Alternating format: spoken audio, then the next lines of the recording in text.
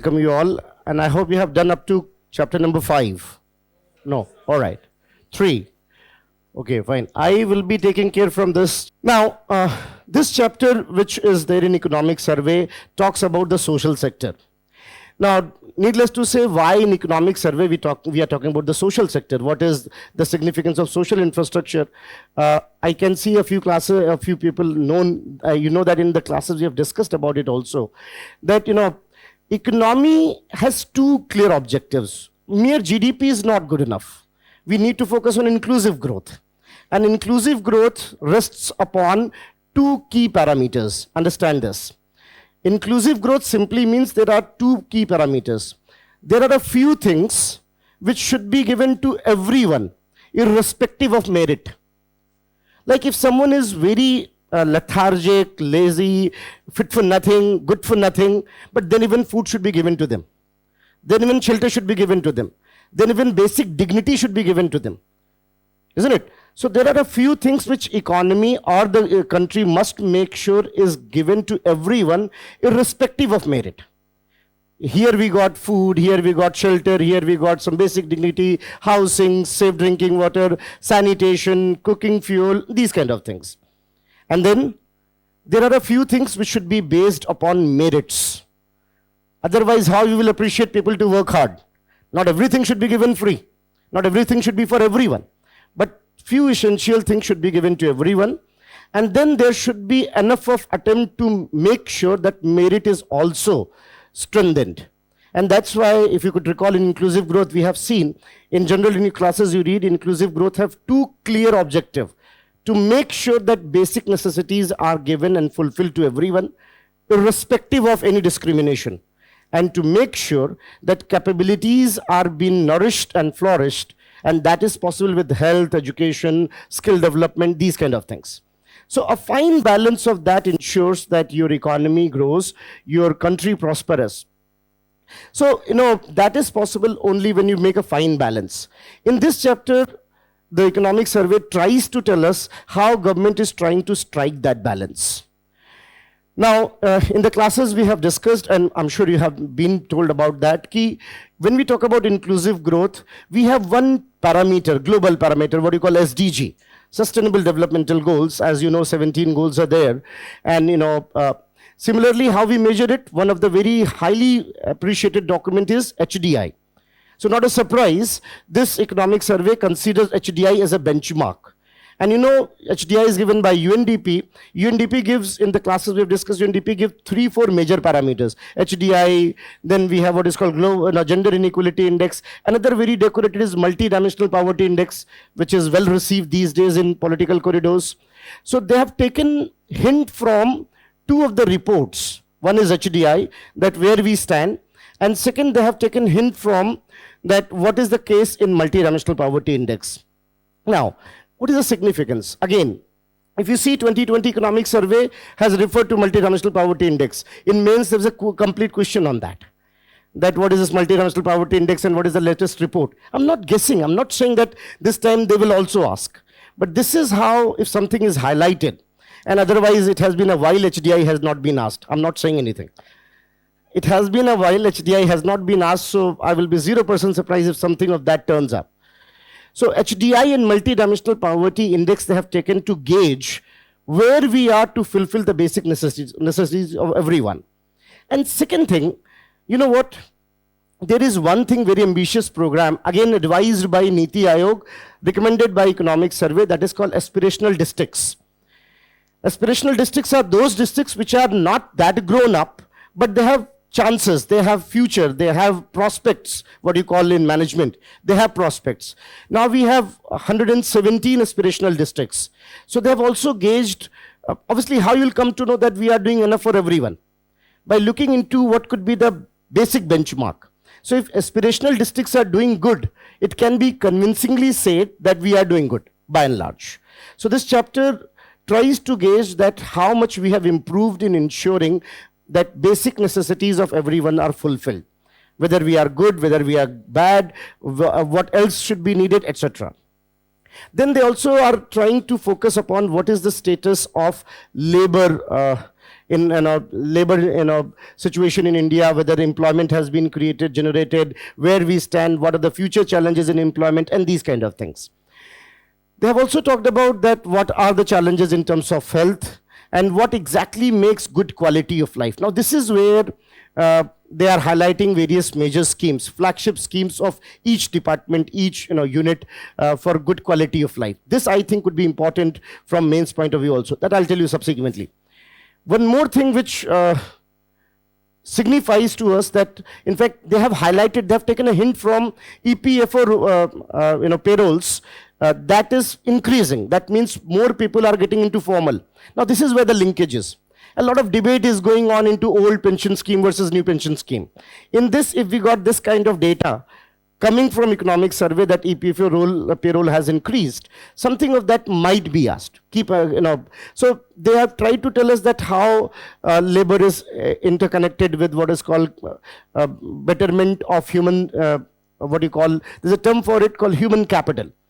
So how human capital is doing good in terms of labor and all. And they have taken both sides of, I'm sure you have heard in your classes that labor data is calculated on a very famous document coming from NSO. NSO, आप ensuring that CSO and NSO has been merged called NSO. And that is what is called Periodical Labor Force Survey. And they have also taken the reference from one thing called Annual Survey of Industries. ASI is nothing but you might have heard in your classes about one thing called Index of Industrial Production, IIP.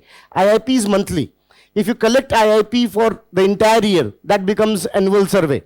However, in annual survey, we take registered things, not just the weightages of a few sectors. So they have taken hints from all these things and telling us that where we stand, what needs to be done, where we should be focusing upon, etc., etc. So this is a brief introduction that what exactly chapter is going to talk about. Now let's see in detail what the chapter is saying. And whenever I'm saying that you can take a note also because this is something significant. If you have the document, you can scribble in that. Otherwise, you can make a separate note that this is something which you should consider. Chapter starts with, that what exactly, can you see this graph? This graph is telling us that how much increase in expenditure is there by the government on the social sector. If you see combined central and state, if you combine central and state, in social sector, our expenditure is something. This is total expenditure in lakh crore. If you see that, our social sector expenditure is continuously growing. Continuously growing. Expenses on social services in lakh crore has been shown this way. So can you see that, we are spending almost 21.3 lakh crore in social sector. 21.3 lakh crore is being spent. In fact, if you see the original document, this has been highlighted. The 21.3 lakh, Bapko, I don't think you need to remember this data. If you remember, well and good, otherwise not that significant that you are going to mug up this data, that what is this 21.3 lakh crore. But yes, we can say safely, what you can carry from this data, that government is continuously increasing its expenditure in social sector. We are continuously increasing expenditure in social sector. And if you see even in the percentage of expenditure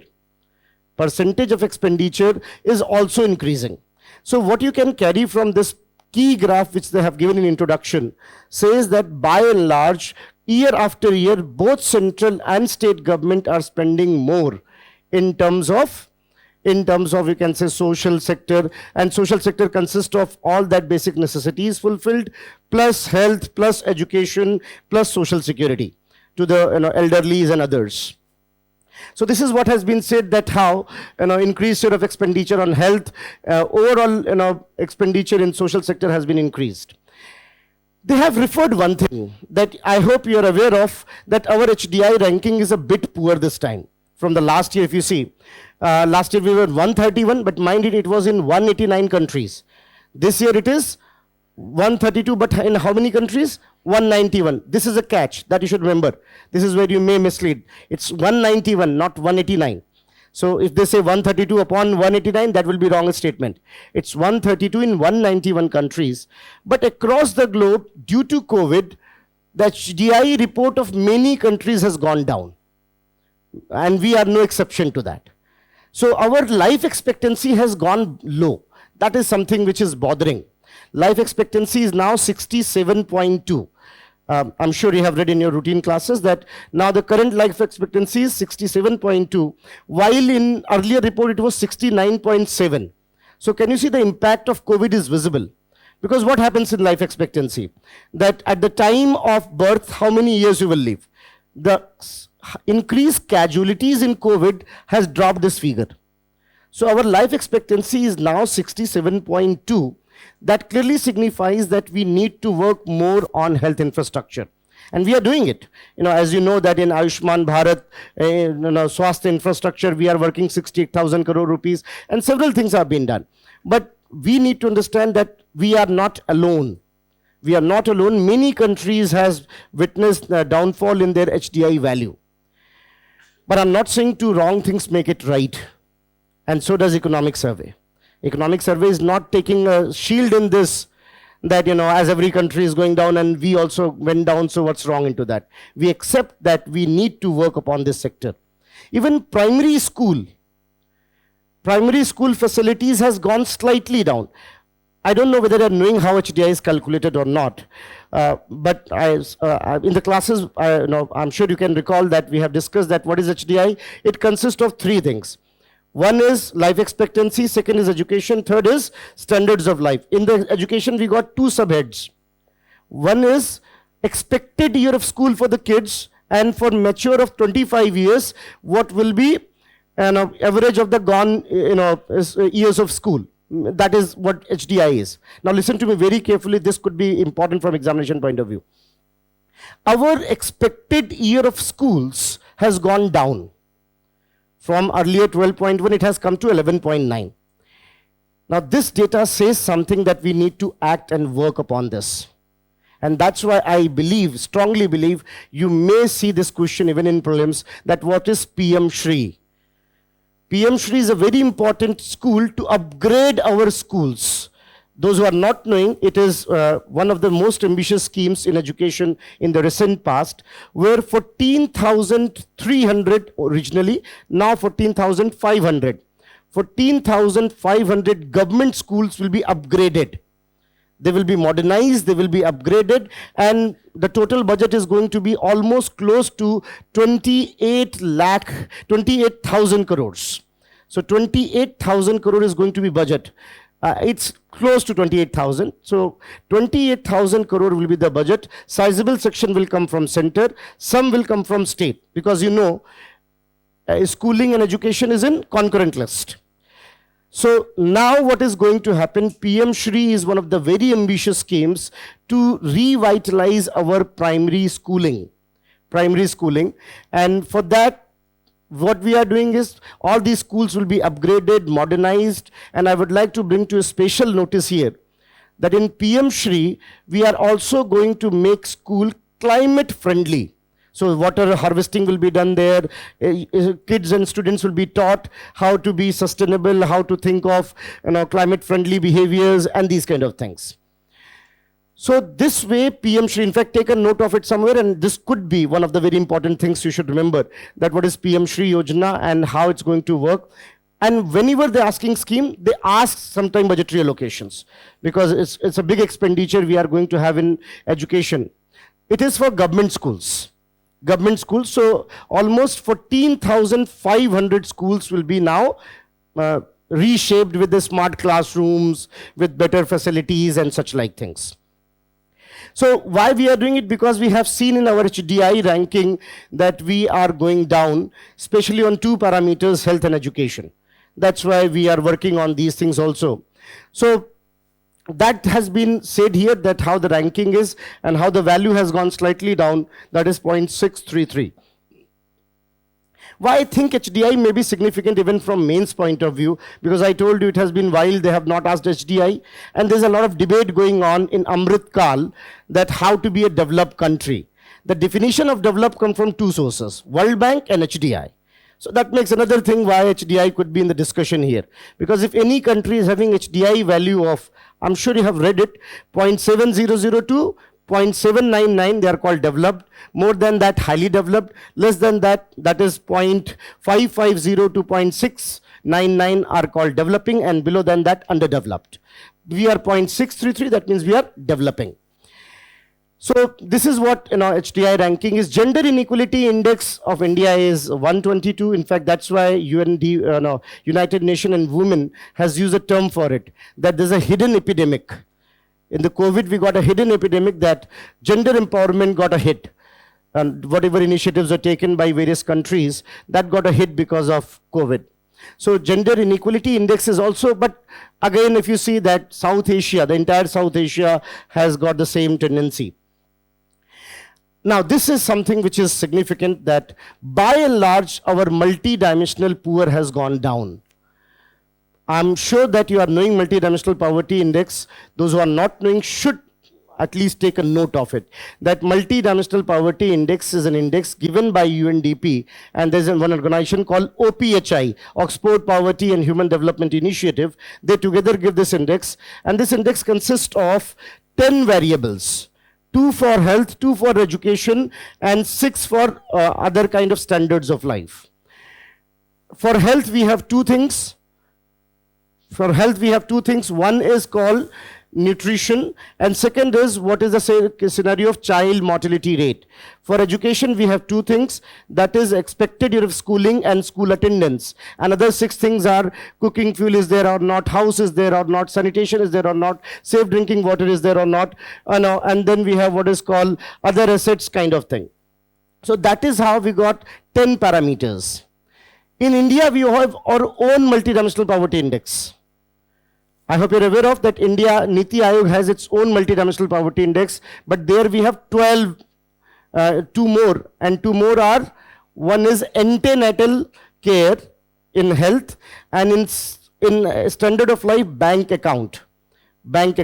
So if you have not read it yet, I strongly recommend at least take a quick look. Why? Because as multidimensional poverty index is something where we are doing better, they may ask something about India's own multidimensional poverty index. One thing you should remember, which I've already highlighted though here and there in classes, that in this India's multidimensional poverty index, the data we are using is little older. and that is National Family Health Survey data 4. National Family Health Survey data 4 of 2015-16. Though National Family Health Survey data 2019-20 is also out. Those who are not knowing, for them quickly, that Ministry of Health and Family Welfare publishes a very important data that is called National Family Health Survey. Now we got the 5th series of it for 2019-20. So this is how the report is saying that how, by and large, now this you can take a note, 16.4%. How much? 16.4. That means we have reduced a lot. If you see in 2005-6, we were almost 55%. Almost 55%. And 2019 to 2021, now it is 16.4. That means we have improved a lot. Lucky, I would like to add one more thing. World Bank has cautioned us that whatever we have done in multidimensional poverty index might see a setback. And for them, for especially India and Nigeria, World Bank has used a term called new poor. New poor would be those who are otherwise good above poverty, but because of epidemic, they are slipping back into below poverty. So multidimensional poverty index is telling us we are 16.4. I don't think they will ask you the data, but they may ask this way, that there is a continuous decline in multidimensional poverty index in India. And Niti Aayog is also showing that yes, we are improving a bit. Be careful, as I'm saying data, it is my moral responsibility to caution this also, that globally it is 16.4 for India, multidimensional poverty index, but Niti Aayog is saying it is 25% because we have added 2 more things now. So for Niti Aayog it is 25%. Don't get confused into that. Niti Aayog data is saying 25%, while here we are saying 16.4%. That is where we have improved a lot. As I was telling you, they have also taken the example of aspirational district. How many we have? 117. And aspirational districts are by and large has performed across the board. That is a good sign. That means schemes are reaching.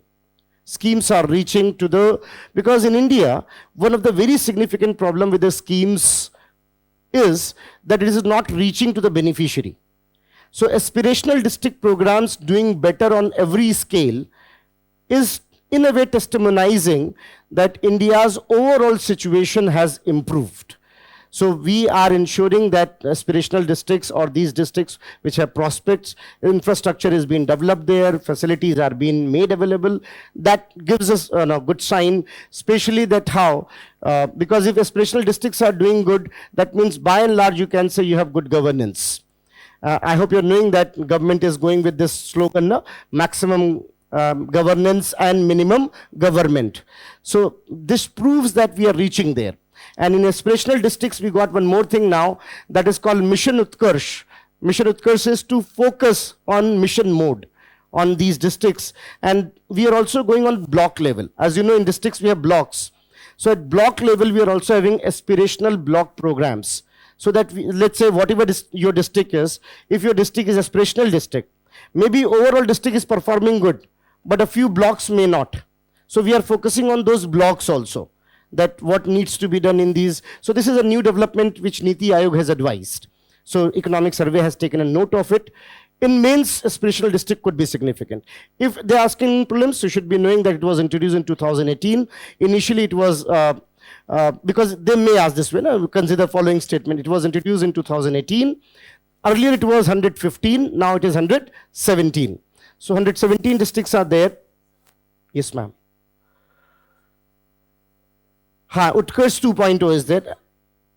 That we have. So that's how Mission Utkarsh is something which we are focusing and intensifying. So the idea is to make sure, this is called targeted approach. Because if, let's say, we are, there's a problem in social welfare. She's asking about Utkarsh 2.0. There is a problem in social welfare that in welfare we do a mistake. That is called fit for all formula. In this class, every student might have their own specific requirements. You might have different pace of learning. So we should not go for fit for all formula. We should be focusing upon it. So Utkarsh 2.0 is actually working upon that we should have focused approach on developing the area. Here I would like to say one thing I'm not going to discuss here, but in the original document, all 4 major labor reforms has been given. And if they has been given, though already in 2020 mains question has been asked, but still I believe labor reforms, because of this old pension versus new person debate, is something back in the discussion. Now, so can you see that first they tried to tell us that by and large we are doing good in multidimensional poverty index. That means that things are reaching to the people. By and large, but one more thing is there, though I don't want to get into that direction. Though we are doing good in multidimensional poverty index, but there is something to be worried about. The worry is that out of 6 multidimensional poor in India, 5 belongs to scheduled caste or scheduled tribes. That means, though we are doing good, but we need to be more focused into scheduled caste and scheduled tribe. This is where we are trying to identify beneficiaries with a lot of schemes for tribes and others. So by and large, India is doing good in terms of ensuring the facilities, but we have also admitted that we need to work on education. We need to work on health infrastructure. We have to make sure that whatever facilities we are providing, we are expediting into that. Here in the main document, if you see the vision, this is Vision's document. Here they have not presented, but if you see the original document of economic survey, they have given even all 10 sector-wise, that in each of them, how we are performing. And housing for all, along with what is called school attendance has been the concern. So this way you can say that focus is, that's why I'm saying PM Shri, that's probably our job is, to cut it short and give you that this could be significant. So whatever is there in education could be a genuine question in your prelims also. So that's how they had said, by and large, India is doing good in terms of ensuring basic necessities are fulfilled. Am I making sense? Are you listening or are you sleeping? I don't know. All right. So, because obviously it's a rapid fire round, a kind of advanced class, But then even I'm trying to make sure that you can connect the things, because I think if you're listening carefully, even in the examination, in the options, you can easily eliminate that this is what the things are. However, they have also said the benefits of Aadhar. As you know, Aadhar has been one of the flagship scheme to provide, in a way, social security number. It would be wrong to call Aadhar a social security number, but it is something going or heading into that direction. Most of the government schemes, central sector and central sponsored scheme, I hope you could differentiate between the two. Central sector is which is completely funded by the central government, and central sponsored are those which are partly funded by the central government and partly by the state government. So many of the schemes, can you see now almost 318 central schemes and other DBT etc. are preferring now Aadhar linkages. Aadhar linkages are there. Aadhar has been also used for DBT transactions now, direct benefit transactions.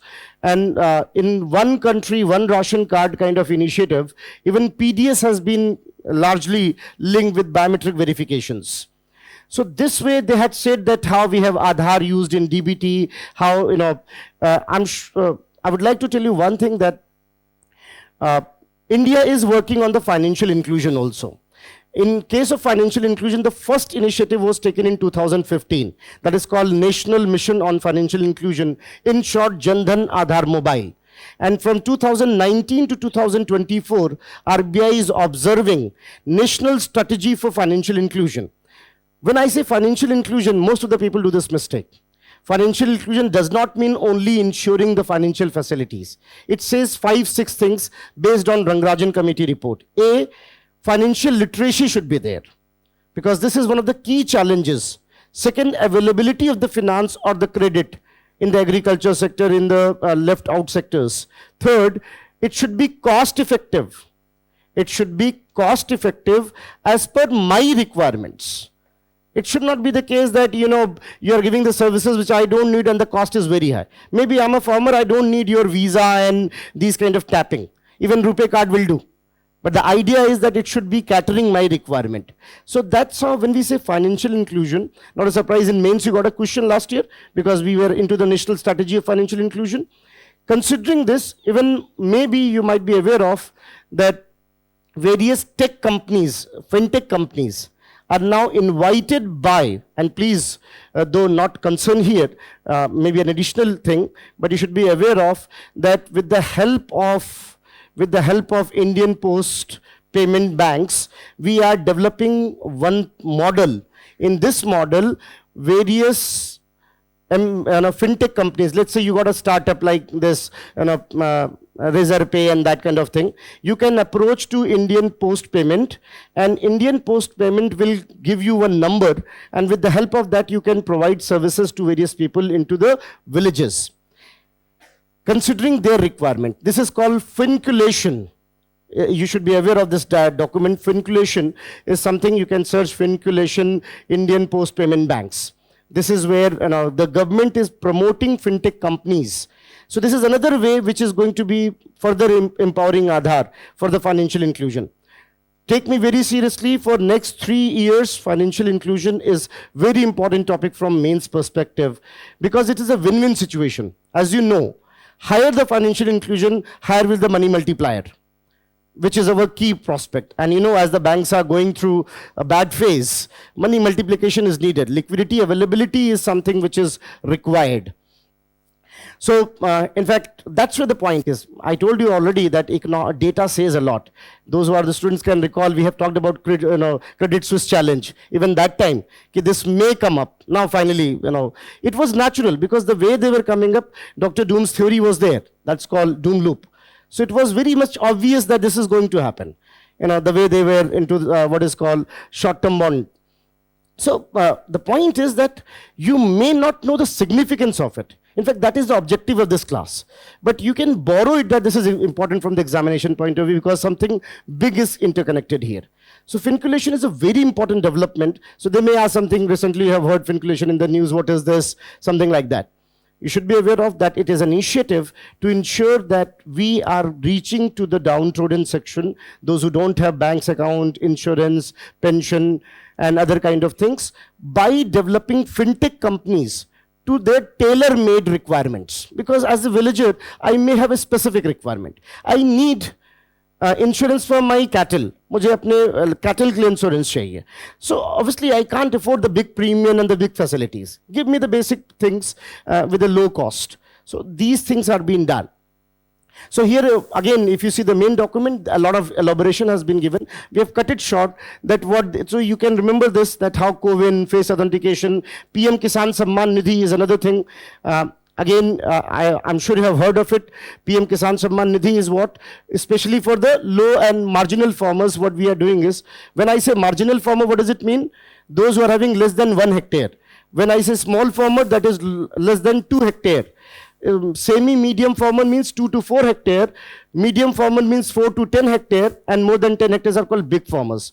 So as India is having more than 82% of the farmers, as per Agriculture Census 2015, as India is having more than 82 farmers in less than 2 hectare land, it is very, in fact, maybe tomorrow I'll tell you that how land holding is also reducing. Currently, it is only 1.1 hectare per household. So this proves that our farmers need some assistance. And this is where comes PM Kisan Samman Nidhi. It is given to all marginal small farmers, where 2,000 rupees into 3 installments in a year. That means 6,000 rupees has been provided. Don't get confused. There's another thing that is called PM Asha. That's even more important initiative that I'll talk in agriculture a bit. So these are Aadhar linked things. So we got a quick reference that what has been there. Now, why we economic survey is talking about it? Each of the case, almost for each of them, they had given half a paragraph telling us that how Aadhar has enabled this facility to the larger section of the society. Then, obviously, one of the very significant thing which has been the debate in India, that is employment generation. Government is well aware of it, but let me tell you one thing. Government is very sure of one thing, that we cannot give that employment which make them dependent lot. You know what? Though we read a lot about employment, but as per IMF says there are 4 types of unemployment. One in unemployment is demand side. What is demand side unemployment? Where your economic cycles are going slow. As you know, there is a boom period and then there's a recession period. Whenever economic cycles are going slow, unemployment comes. That is called cyclical unemployment. And then there is one thing called structural unemployment. That is supply side. Structural unemployment is where they don't have those skills which is required for the market. So they might know a lot about history, geography, plate tectonics, and blah, blah, blah, but they don't know how to make Excel sheet. Most of the jobs you cannot do. With due respect, if you cannot make an Excel sheet, most of the jobs you are unfit for. You're unfit for, with due respect. You know, if you don't know the basic of some things, maybe. This is called structural unemployment. Now, what is the problem of India is, suddenly both of the unemployment has converged. Because of COVID, cyclical also happened, and then we have structural unemployment also. And that's why suddenly we have seen unemployment has become a big issue in the COVID time. In the COVID time. And that's the reason why government has to act. Now, here with the help of the data of periodic labor force survey, and in the periodic labor force survey, we talk about some very important data also. Again, those who have not read, and I can tell you a quick reference for it, you just search periodical labor force survey, PIB, and you'll get the basic definitions and the data. It is just one-page document, but worth referring for. Periodical labor force survey data says some very important document. One is called labor force participation rate, LFPR. LFPR simply says, how many of them are young? So you tell me, are you unemployed? You are not. Because unemployed is one who's seeking employment and not getting it. So don't go by this definition that in the age group of 15 to 60, you are unemployed. No. So periodical labor force survey says labor force participation rate. That is called LFPR. LFPR says how many of them are willing, seeking and capable. Willing, seeking and capable in this particular age group, divided by total population multiplied by 100. Be careful. ILO says divided by age group, but here we say total population. That's why if you go with the definition of ILO, they will say labor force participation rate in India is 55. If you go with India's definition, it will say 40%.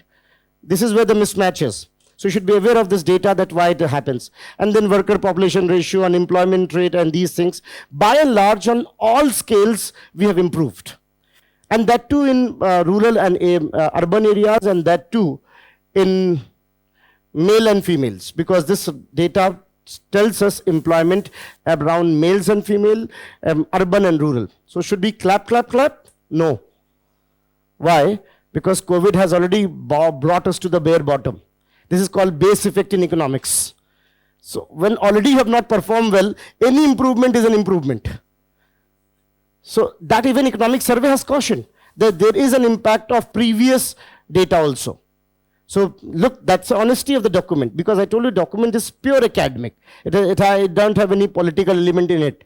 So they have admitted it also, that there may be some impact, because in COVID our situation was poor, and that's why post-COVID it's looking slightly better on all platforms.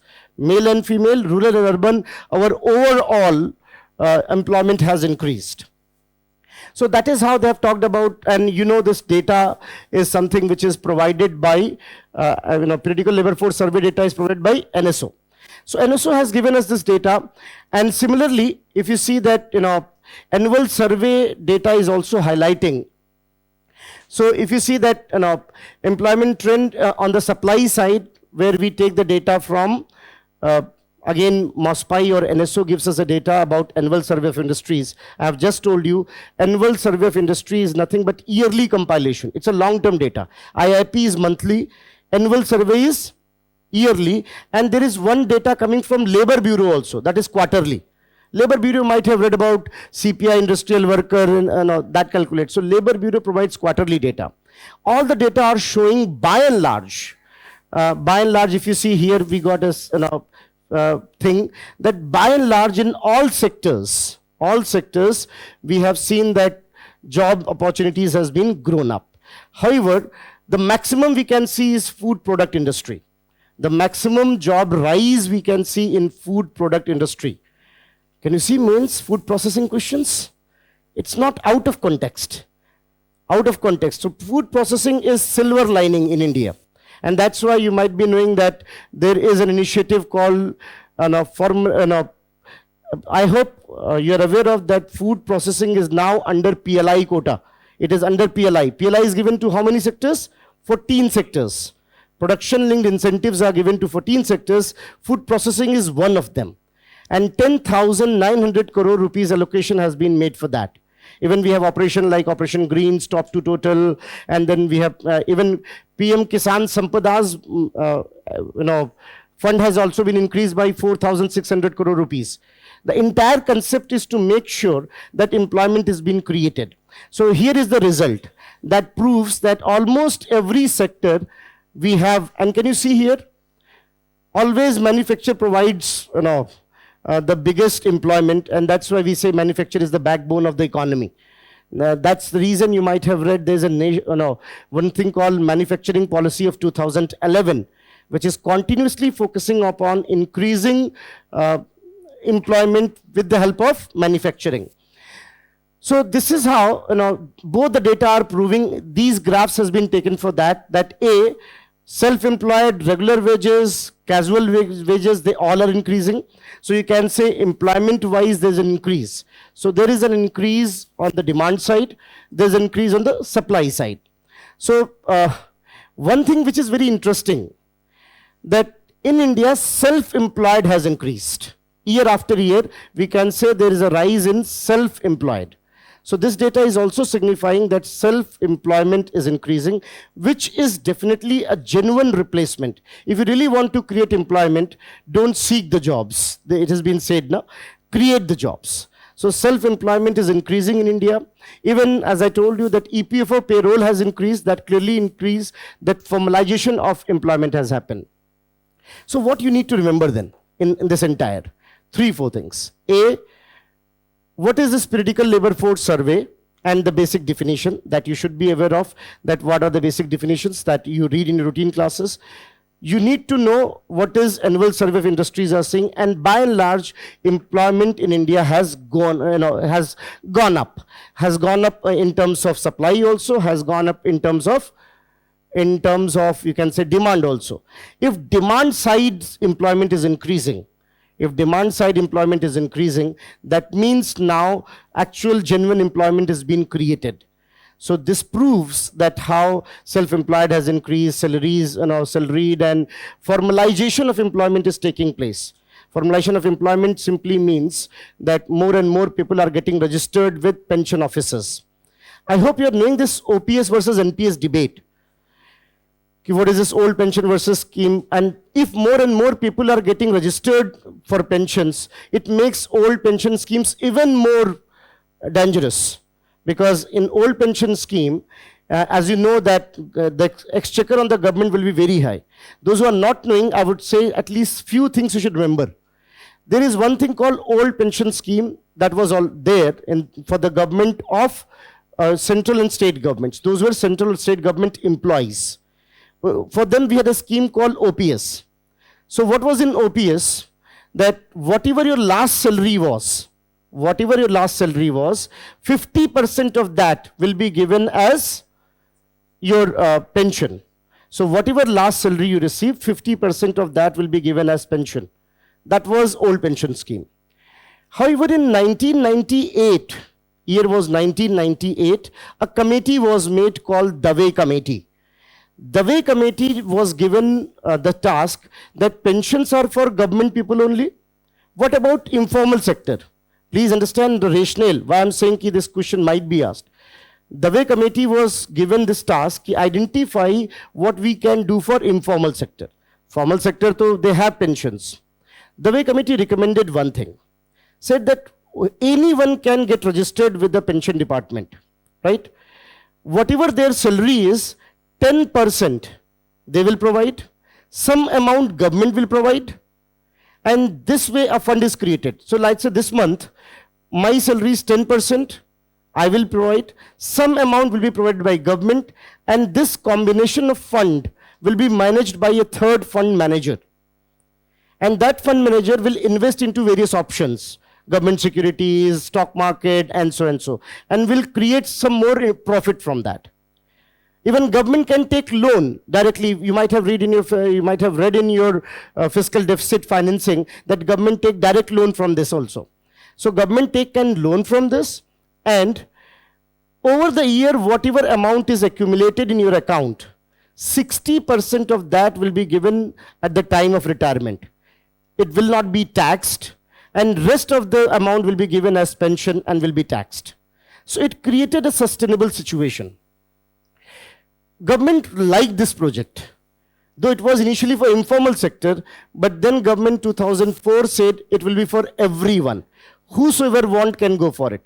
Please, this is the catch. New pension scheme is for everyone, not only for government employees. It is for everyone, anyone can apply for. 10% of your salary will go, 10% government will give, which was increased to 14% in 2018-19. Now 10% of your salary and 14% of your salary will be given by government.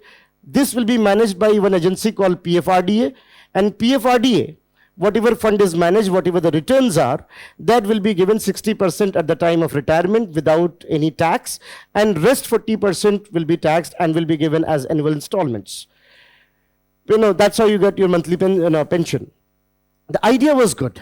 So 2004 onwards, we got it. Now some states are saying that they will go back to. Let me give you a quick example to make it clearer. Brazil is one of the countries is still following that 50% formula. In Brazil, whatever their GDP is, almost 13% go on tax expenditure. Government of India's situation is a little worrisome. We have 54,000 central government employees and 54 lakh central government employees and 58 lakh central government pensioners. Now imagine how much money will go. And our tax to GDP ratio is close to 11-12%, where we will stand. So obviously for political reasons, anyone can say anything. Even Rajasthan is knowing if they are going with the old pension scheme, 56% of their tax revenue will be spent on this. Not sustainable. In this case, if EPFO role is increasing, that clearly proves somewhere there's acceptance of this new formula too.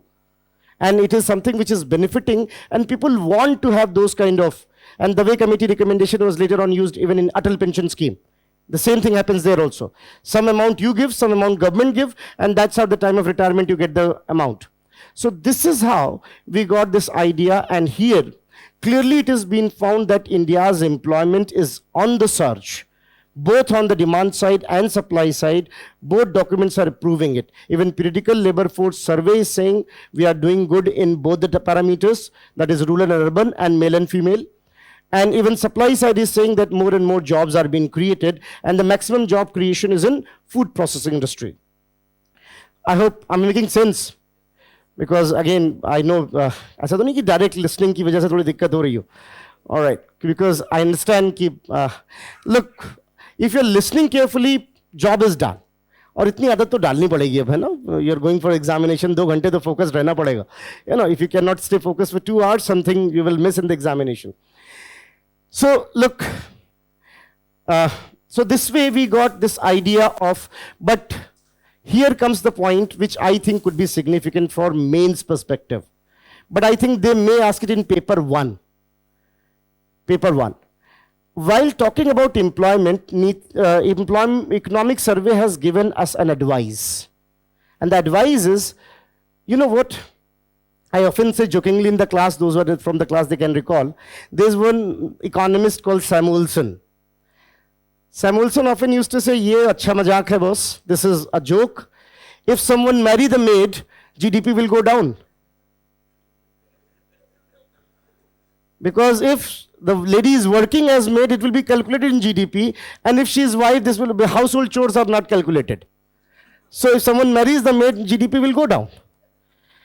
Now, this is interesting. Now, a note has been taken on that. It has been said that we need better quantification of the work definition. Work definition need to be revitalized. This is a special reference, again I'll say from mains perspective, very important. Maybe asked in paper 1, that informalization of the labor for female are creating challenges or something like that. Now this is where you got a good catch. As the economic surveys, this shows, You have said the copy checker, please take my copy seriously. So that's how, that's the benefit of a good introduction, that you say the fellow that take my copy seriously. So, now if you see this way, they had said it, and we have given this idea also, that measurement issues in female labor force participation rate. There are many things, many work done by female, which is more of casual type work, maybe household chores, and even there is a rising industry called, what is called pink economy. I'm sure you have heard of it. Pink work, we call it. Care economy is another term for it. And care economy is taking care of the elderly, taking care of the orphans, taking care of other, paid taking care.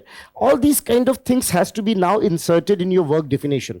Your work definition is still very old-fashioned.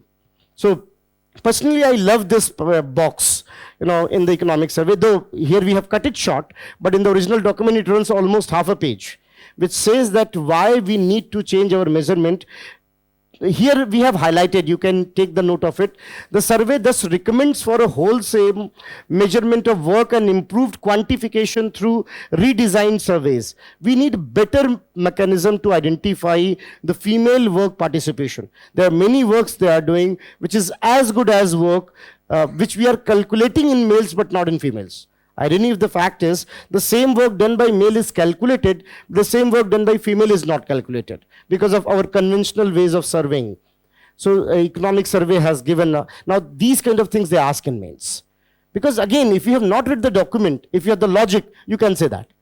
That's how they make a kind of equalizer in your mains paper. Even if you are not economic survey, and if you use your brain, macroeconomics, Class 12th book also highlights this part, that why this kind of formulation is. But this time they had given a detailed account that time has come to redesign our surveying method in the periodical labor force survey, particularly considering women work.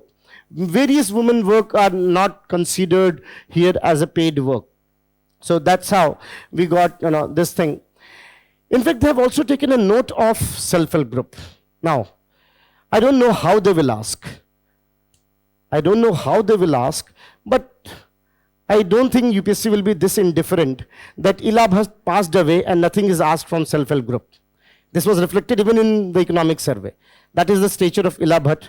Those who are not knowing, ILAB is known for that SEWA, Self-Employed Women Association, one of the biggest self-help group which has changed the fate of more than 10 lakh women.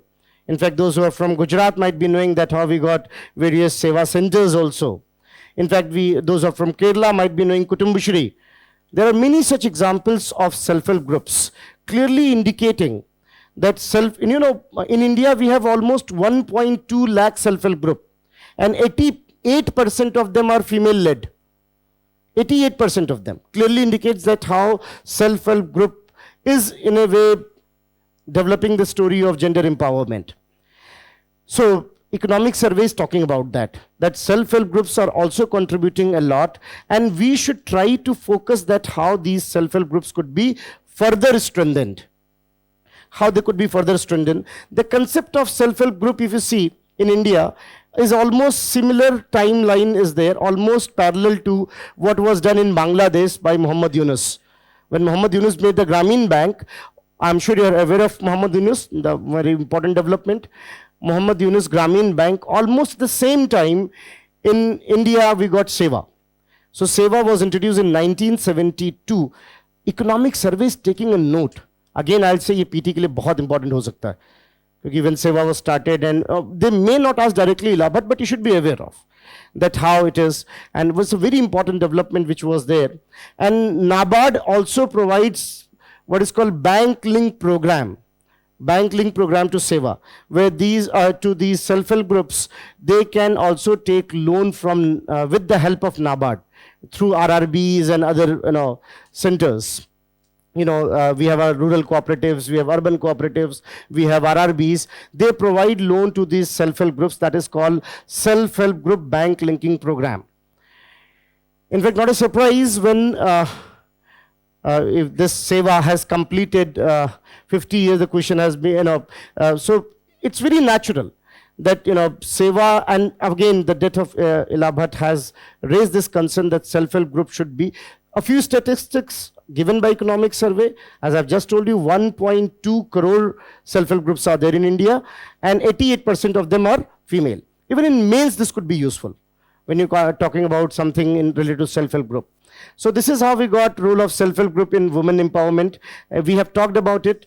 When NABARD introduced this bank link program, they had said that there are few things which these self-help groups should maintain. So I hope you're understanding self-help group. People are coming together with a win-win situation. They are pooling their resources and creating some job opportunities. That is called self-help group. Self-help group could be even male and female or combination of male and female, but largely self-help groups are female dominated. As you know, 88% of them are there. And when the loan is provided, let me tell you a quick reference that when the loan is provided as per Panchayati Raj Ministry, whatever self-help group project is, up to 90% of that can be given as loan. Up to 90% of that can be given as loan. And if they are repaying it properly, if they are maintaining record, if they are collecting resources better, then they could be further, their limit could be further increased. This is what is highlighted here. We call it Panch Sutra. In fact, this is something which is very good. I love this part now in India, that we are also popularizing our traditional words, because they have given us a lot of Latin word and we are remembering it. You know, sune kuanan and, you know, agras ante and all that. In fact, I'm not kidding. I got at least a dozen of mail from European friends. What is this Panchamrit in the budget? They were not knowing. I said, badhiya hai, this is a good revenge. You know, this is a good revenge. Now, I told them that Panchamrit is something when we are saying net zero by 2070. So, you know, we will work on everything, water, you know, air and all these elements of earth. That's how we got. So I think more such words are needed. It's a perfect revenge for whatever they have done to us. We are remembering so many Latin phrases you remember in your childhood days. So if you see this way, and please, this is the part of your 5 promises to yourself to make developed country, to overcome to this colonial mindset, overcome to this colonial hangover, I should say. Time has come that you should overcome to it. English is a franca lingua, there's nothing wrong into it, but it should not be more than a language. It should not be treated as more than a language. So this is something which we are trying to give, like we have called not millet, we call it Sri Anna. And the reference of Sri Anna is there in the in Tamil literature. Thiruvallur has talked about it already. So I might not be pronouncing it rightly. Those are from Tamil Nadu, please forgive me. My pronunciation might not be good. But Thiruvallur has written about it way back. This is Sri Anna. We know about it. So, and it is very nutritious, can be grown into water constraint also. So considering all these things, you know, you should be aware of what is this Panch Sutra. Panch Sutra in self-help group is that they should be disciplined in terms of regular meeting, regular saving, regular taking resources together, and timely repayments. Some of the self-help group example has been given. Patrakar Didis of Jharkhand, they are giving information about what is called, what is going on in the current scenario and all these kind of things. Prerna Kent is in Uttar Pradesh for the community kitchens. Pashu Sakshi for animal health care. Ajivika for first line from Jharkhand. In fact, many more are there. If you see in Madhya Pradesh, we have Bahini Darbar. There are many of them self-help groups. I don't have time, otherwise I could have told you that who was going to believe it that a self-help group which was led by a female and that too widow has created jobs for thousands of the females in Maharashtra. And that too by cutting vegetables and packaging it. So there are many such self-help group stories. In fact, time has come that we should be bringing into the main discussion. Thankfully, Economic Survey has talked about it. So we have various self-help groups. In your own area, you might be having 1 or 2. In fact, the most touching example I have is from Bihar. That is called Gullak Bank. Gullak Bank, it was made by kids. Kids, they have learned somewhere about this, that how we can create a source. The school-going kids created a source. They collected their pocket money, created a source, and started giving loans to the neighboring people. Getting benefit from that. Getting benefit from that. Today, Gullak Bank has more than 75 lakh rupees as their principal amount. RBI is now going to introduce it as a token of what is called microfinance. knowledge is, boss, knowledge without usage is nothing but a luxury. And unfortunately, many of us fall into that category. If we cannot use the knowledge, it's of no use. It's sheer, waste of time if it is not converting into applications. So this is how, there are various self-help groups clearly proving that how India's story of female empowerment is on the surge, but economic survey is absolutely right that work definition needs to be little female-centric also now. Many of the jobs, many of the works, and that's why their proportion of unemployment may look bigger. So that is how they have talked about unemployment. One thing which you should be aware of, I hope you're knowing that to create employment from 2015, we have a separate ministry that is called Ministry of Skill Development and Entrepreneurship. This ministry was created with the objective, two major objectives. A, to create jobs on short term and long term, and second, to make them future ready by understanding what could be like, if you say India. This is the point. I was just saying, please forgive if I'm transcending my limits. But I don't know how many of you even thought to take a look on the other side of the road called NSDC. This is where you are not even thinking of. This is earmarking the employment opportunities of thousands of the students across the country. कभी सोचा जरा देखें क्या काम करते हैं. They are under Ministry of Skill Development and Entrepreneurship. This is where knowledge is application. I've seen students even don't, acha, yahan kahan is it? You know the nearby pub and bar, with due respect, but not this. This is something clearly telling us where we are focusing upon. I'm not against, obviously, being a young you, that's perfectly all right, knowing that destination too. But knowing this NSDC could be equally important, if not more. Could be equally important. So what we are trying to do is, we are trying to create skill development which is future ready. ये पूछा जा सकता है for one reason. Let me tell you first the reason. As globally, one very good development has happened in WTO, you might have heard of it, that is called in services. From Singapore round of WTO, we are talking about one thing called services reforms. And in 2021 at Geneva, we got it. And that is called Services Domestic Regulation, where Mode 1, Mode 2, Mode 3, Mode 4 kind of services are now allowed across 67 countries. India is one of them. You have read about WTO in your classes that, about Mode 1, Mode 2, Mode 3, Mode 4. These are types of services. Mode 1 is when you are in your country and service provided in their country and you're providing services. Mode 2 is tourism, when the service recipient is coming in your country. Mode 3 is when you, service provider, is going with a commercial presence. Mode 4 is international labor movement. Now, Mode 4 is something which is a game changer for India. Listen to me very carefully. International labor movement is now allowed. So now it's possible that any of the university of, let's say, Europe is saying that, sir, come and teach economic survey for 2 days. Maybe that itself is good proof for visa on arrival. Now this is possible. That is why we are creating our skill in such a way which it needs no further accreditation globally. So we are trying to develop that kind of curriculum which is globally accepted. Globally accepted. This is very important development, though may not look that important from the news perspective. Because this is going to cater huge population of India where they can get the skill which will be accepted globally. For this entire, we have a center that is called National Career Services Project. It is a one-stop solution for employment and career-related services. 2.8 crore job seekers, 6.8 lakh employers are already registered on this portal. That is called National Career Services Project. In fact, even remotely connected, if you're talking about employment, this can be referred to. In your answers, you can write about it. What is advantages? It has already have what is called, like, let's say you might be knowing that, what do you think, why this Prime Minister of Japan is visiting? There is something which is going globally, friendshoring. Friendshoring, you might have heard of it, friendshoring, that we are shifting to our friends. Samsung, LG, they are going big in India. And what is going to happen now, with the help of this disease suction program, we will get the data, how many of them are seeking employment. We will share this data with Samsung, LG, and these kind of, and they will provide the training as per their requirement. Sectoral training will be there. And then they will provide the job also. And once you gain the experience, obviously you can switch over the jobs.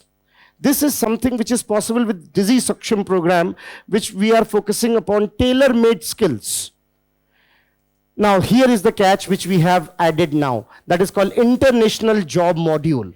So as I was telling you this example, that now what we are doing is, we are making curriculum in such a way so that whenever they go in any part of the world, they need not to give any further examination. Our certificates are good enough to be approved automatically. And once it is being done, then our youngsters can seek the job in any nook and corner of the world as per the agreements of the countries. So this is something which definitely may come very handy to our youngsters. That's why I jokingly says in the class often, if those who are can recall that, आपकी population policy क्या है? हम दो हमारे दो और कुछ नहीं कर सकते तो एक काम तो कर ही दो, हम दो हमारे दो बाकी को बाहर भेज दो. No. So that at least can be done. So this is the new approach we are having, and there is nothing wrong into it. We have the human, yes, the population can be humans capital also, if you take it that way. This population could be human capital if going in the right direction. So this is what we are talking about it. However, a special note has been taken what is going on in the rural India. In the rural India, what is going on, because we have seen that, if you know that almost 65% of the population of India resides in villages. Though as per census it will be 68%, but now it is 60, because you might be knowing that along with the census, we get a yearly data also. That is called SR registration. In that, it is now 65%. So 65% of the population still reside in villages. For villages, we need to rehaul their infrastructure. To make proper roads, we have PMGSY, Pradhan Mantri Gram Sadak Yojana. You might be knowing that in the villages, we have already one very important initiative given by Professor Kalam, that is called providing urban facilities in rural areas. Pura is there already. We are working on safe drinking water with the help of Har Ghar Nal under Jal Shakti Mantralaya. So there is Ministry of Jal Shakti, which is now convergence of various ministry, and Namami Gange, Jal Shakti, all these things has been interlinked now. So we are ensuring that every household get a what is called water from tap, which is safe drinking water. Sanitation, we are already into Swachh Bharat Mission 2.0, where we are talking about ODF plus. So this is not only open defecation free, but also the urination should be in the closed walls along with other facilities of CPS clearances. So all these things are being done to make sure that our villages are smart villages along with the job opportunities. So if you see that even in the rural areas, we have seen that nominal rural wages have increased on a positive rate. Rural employment has increased. And good news is that even the demand of Manrega has gone down. The demand of states for Manrega has gone down. That means they are shifting from manual work to other works. Manrega is manual work. So if they are shifting from Manrega to other work, that clearly signifies, and please understand this point, government has clarified this. Rest your political outlook, because obviously if you have a different political outlook, you may not buy the concept. But we have reduced the budget of Manrega, not on any political rivalry. The government has reduced the budget because we can see the demand are lesser created, A. And second, we want skilled labor now, and that's why the money is used in Jal Jeevan Mission. So the amount of Jal Jeevan Mission has been increased in the same proportion. And this clarification, Finance Minister herself has given, and then later on even officially government has provided, that it should not be considered that we are against Manrega. We are ensuring that more skilled labor is being created. So this is how we got, overall you can say that the nominal rural wages has increased. So not only employment is increasing, listen to me very carefully. Not only employment is increasing, but even their payments are also increasing. But the sad story is, even if their payments are increasing, due to inflation, the real wages are negative. Real wages are adjusted with inflation. So due to inflation, the real wages are negative. This is where we need to work upon. Now this takes me to something else, which I think might be asked. I'm not saying will be asked, might be asked. You know that we have changed dearness allowance for employees. And you should be aware of that dearness allowances are changed on CPI industrial worker. The base year is now 2015-16. So CPI industrial worker is used for dearness allowance. If we have increased the dearness allowance in the urban areas for government employees and state employees, naturally now we have to think of the rural wages to be revised. Rural wages to be revised, and that could be done with one thing in, which we have already got in PM Asha. So the point is, look, that's why I told you economic survey is a pure academic document. They are accepting it that nominal wages has increased, but they're also accepting it that the real wages in the rural area has gone down due to inflation. So some advice might be there to make sure that we are creating enough of facilities so that even in the rural areas, whatever their payments are increasing. Now, then they had said even education. Education, in education we have a very important document given by United Nations, which is the basic document for all education assessment. And that is called Gross Enrollment Ratio, GER. Now, what is GER data? Anyone? What is this GER data? Any idea? It simply means, let me give an example, practical example. So 6 to 14 age group is for primary schooling. 6 to 14 is for primary schooling. So how much is the population of 6 to 14 age group? That will be in denomination.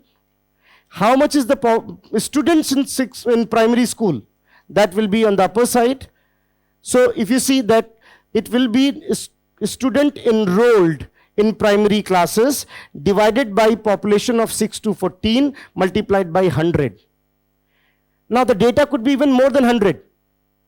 The percentage could be more than 100. How it's possible? Maybe because some students 15, 16 years is still in primary class. Maybe some student less than 6 years is still in primary classes. And that's why data more than 100 is something which provides a very good idea. कुछ लोग fail भी होते हैं sir. No, so आपस में बात कर रहे हैं ऐसे कैसे कुछ लोग fail भी होते हैं. Don't forget that part. So if someone is failing or for any reason started late, so they are also there. If someone is 16-year-old and in class 5, will be considered there only. So that is how when we say gross enrollment ratio is something which is a key document to identify that what is the situation of education. In India, if you see, GR is continuously improving across the board. अच्छा ये data आता कहाँ से है? That data is given from district level assessment. That is called UDI's data. In fact, when you become district magistrate, this is a very key data for you. That is called Unified District Information System of Education. UDI's. Now it's UDI's Plus. So UDI's Plus is something. UDI's Plus is where the data is completely digital. So now all the data are completely digital. That is unified data for information system on education. This gives the data of GER. Even the primary data is more than 100 now, 100.03. Clearly indicating that how school enrollments are there. Though it is not the hallmark of the quality. Economic survey talks about it. It says, if you read the original document, that says, it says the enrollment has increased. It is not guaranteeing the quality of education has improved. As we are talking now about what quality education, under which SDG? Education comes into 4. SDG should be, I told you several times in the classes, ki SDG to bilkul आँख बूंद के भी याद रहना चाहिए. First is no zero poverty, second is zero hunger, third is health and well-being, fourth is what is called quality education, fifth is gender equality, sixth is safe drinking water sanitation, seventh is affordable and clean energy, eighth is economic work, decent job, ninth is what is called infrastructure innovation, 10th is reducing inequality, 11th is sustainable cities and communities, 12th is meaningful reduction and production, 13 is climate change, 14 is life underwater, 15 is life on earth, 16 is peace, justice and international cooperation, and 17 is international cooperation. That should be clubbed in your mind. Because look, while writing in mains, this should be properly clubbed. Any question, the good start is SDG. As we know that most of the policies are now lined up with the SDG. So considering that fact, if you see that GER, that is gross enrollment ratio, has improved, but that does not mean the quality education has improved. And that is why I told you PM Shri is something which we are focusing upon. So here all these things are given, and can you see that here we had taken a quick look on this also. PM School for Rising India, that is PM Shri. Data is given here. 14,500 schools will be developed, that are government schools. In fact, you can write the budget also somewhere here. It is going to be 28,000 crore rupees budget for it. Then I think Government of India is going to spend almost 18,000 crore, rest the states will spend. Bal Vatika has been introduced. I was listening to Dharmendra Pradhan the other day, the concerned ministry was saying that how we have introduced Bal Vatika. Bal Vatika is what? In Bal Vatika, especially in this Kendriya Vidyalaya, it's a preschool kind of thing, what you call kindergarten, right? So kindergartens has been introduced now. So KGs, jisko what you call in your short form, kindergartens. Even Anganwadi is different. Anganwadi is for overall health care of females and kids. Kindergartens will be in the school premises. In fact, let me tell you one more thing. Here only, you should be knowing Bal Vatika is what? A kind of KG in schools where the toys and these kind of pedagogy will be used. And please, as she is saying rightly, midday meals name has been changed. And midday meal's new name is PM Poshan. So the objective of Bal Vatika is not that they should be going to the school. The objective of Bal Vatika is that from early age they get nutritious food. So PM Poshan, where we are ensuring even the kids which are not at the age of 6 should also will be receiving good nutrition. That is the objective, and that's why Bal Vatika has been introduced. And needless to say, it will be further added in PM Shri also. Then we have what is called a screening tool for specific learning disabilities, that is there. Prashast, what we call it, Prashast is well up to the mark. So Prashast is something which has been again, it's a screening mobile app to identify if there is any challenge in learning processes and all. STARS is something which is again centrally sponsored scheme for better training of the teachers. It's an initiative, as you can say, teaching, learning and result for states. That's STAR. STAR, and there's one thing on the similar nature when we are trying to provide district level training to teachers. Because very important that teachers should be trained. Understand, teaching itself is an art. And teacher need to be little, you can say, affectionate to the kids, understanding the requirement. Not mere knowledge will suffice. That's why teachers' training is something which is very important. Now we have understood, and before COVID, we were having very big plan. Unfortunately, that could not turn up.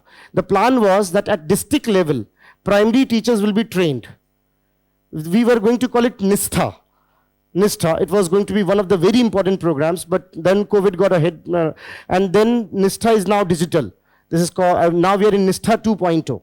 So STAR and NISTHA is initiative to improve quality of teachers also in the schools, that they are at par and so. So this is how they are, and then Vidyanjali is something where we are asking private sector, corporate sector to come and participate in. Anjali is a kind of donation. So, Vidyanjali is when we are asking, voluntary groups, even ITNs are going there now, and teaching the kids, and when they are training also that who can provide basic facilities. So ITNs, what they are doing, they are identifying a few youngsters from the village who can teach the kids, they are teaching them. And this way a proper chain is being created. This is Vidyanjali. So we are trying to make sure, I think time has come when India should come with the slogan, each one should teach one. These kind of, because youngsters if start thinking this way, it could be a game changer. And with the, these kind of Zoom meetings and WhatsApp calls, it is not that difficult either, if we promote it as a part of the curriculum. So, these kind of things are also there where we are asking corporate people to come and participate into it.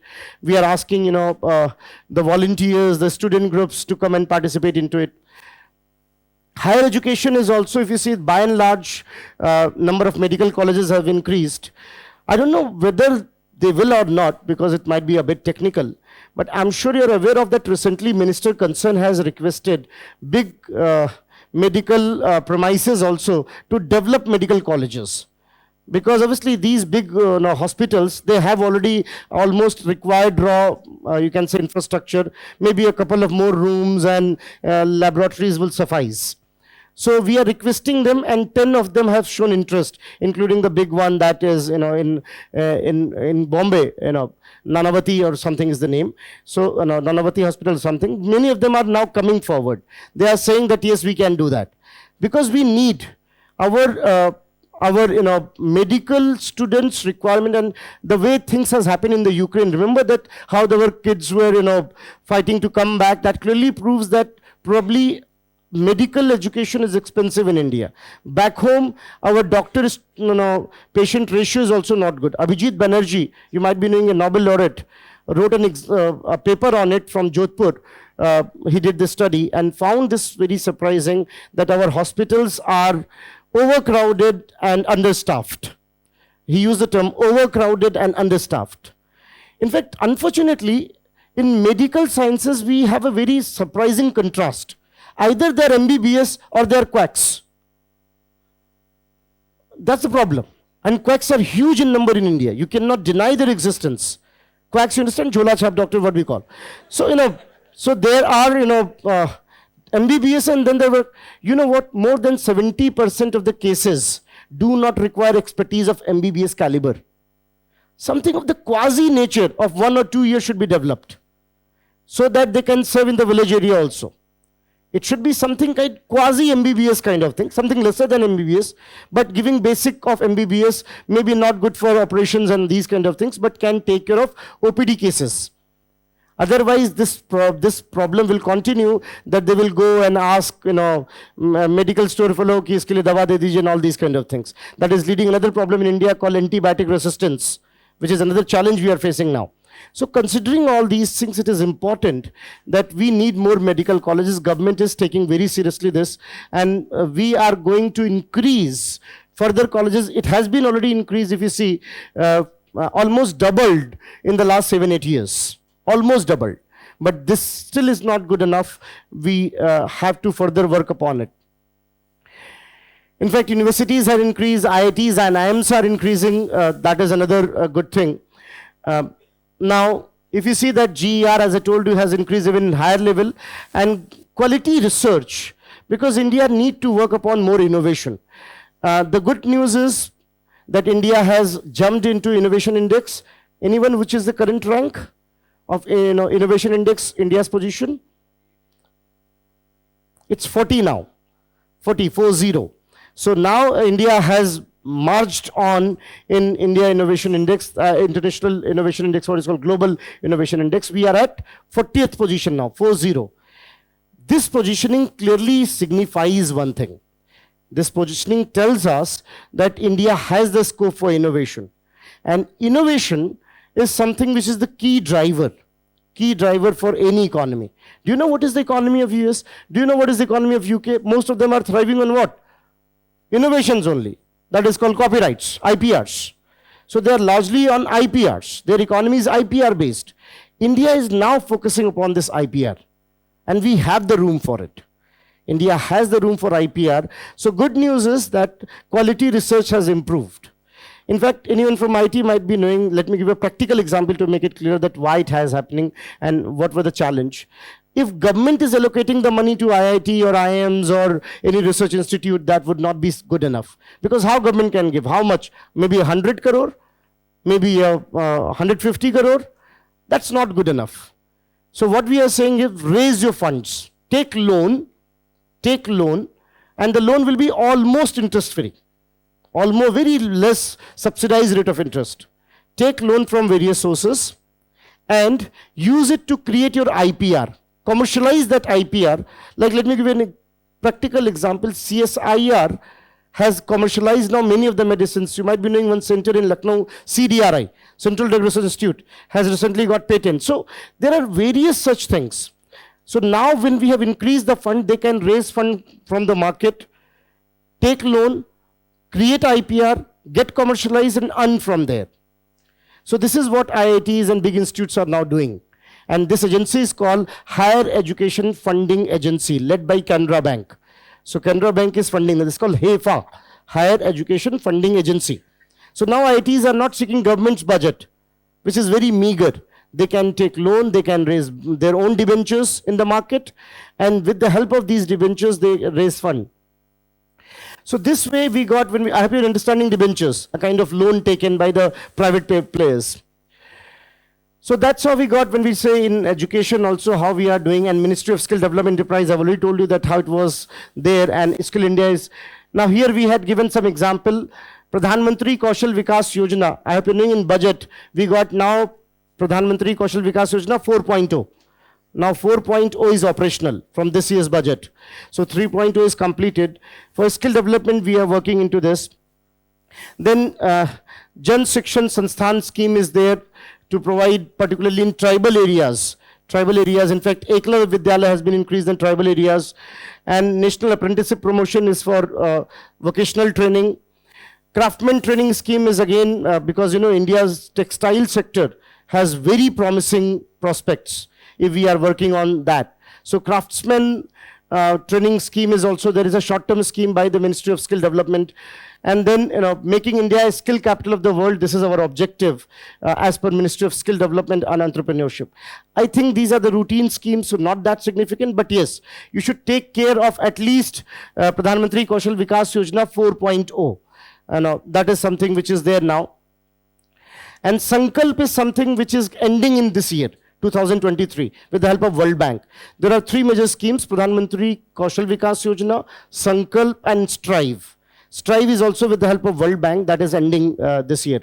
So Sankalp is another thing where we are trying to ensure that at district level, skill committees are there, and as per requirement of the local area, skills are being facilitated.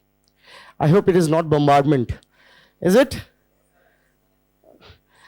All right, because you are still not slept, so I'm assuming that you're listening. So it's 1.5 hour now. I'm saying again, trust me, if you're understanding the concept behind it, in the questions and elimination, it helps. Maybe you are not knowing the fact. Maybe you're not sure about the fact. But if you know what is the philosophy behind it, why it has been done, probably that will help you. So considering this, once we have done the chapter, and at home if you are having a quick revision, it won't take more than say 15-20 minutes or maybe half an hour, depending upon your focus. So, if you read this document, the job will be done by and large. Now here, they had given also a quick reference what is being done for health across the years from 2014 onwards. 2014, why? Because a new government came. So they are tracking from there. So 2017 was an important year when we got what is called National Health Policy. Why I'm saying so? Because I'm sure you're aware of it. A few states are talking about right to health now. A few states have started a debate that why not Article 21B? 21A, right to education, 21B will be right to health.